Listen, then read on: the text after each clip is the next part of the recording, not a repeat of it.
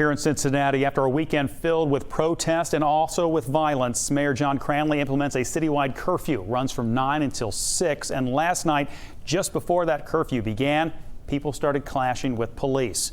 You can see in this video a few protesters began throwing objects toward officers near the Hamilton County Courthouse. Officers almost immediately fire tear gas into the crowd, which sent the crowd running.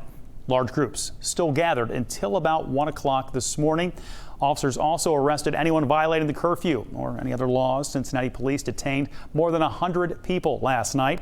And this morning, Local 12's Clancy BURKE is live outside the Hamilton County Justice Center with the very latest. Good morning, Clancy.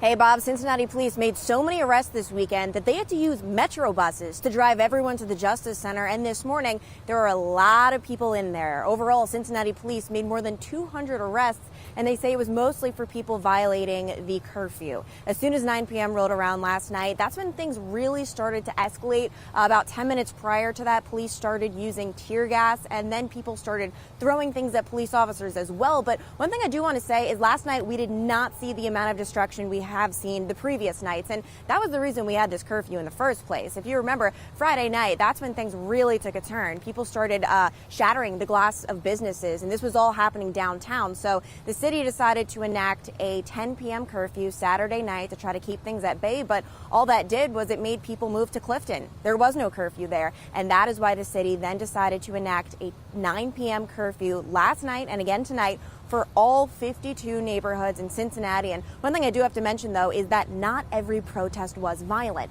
Prior to this, during the day, we were covering several peaceful protests. There was no violence, so this violence is really just happening. It kind of seems like when the sun goes down in certain areas. We spoke with some of the protesters that were being peaceful. Take a listen to what one of them said.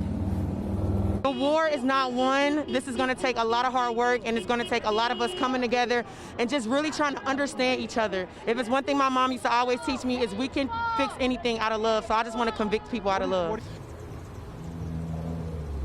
Newport and Covington have also enacted their own protests, their own curfews, rather. There were protests there. Those were peaceful. One thing I do have to say is several businesses will be closing early tonight. I know I went to Target last night in Oakley.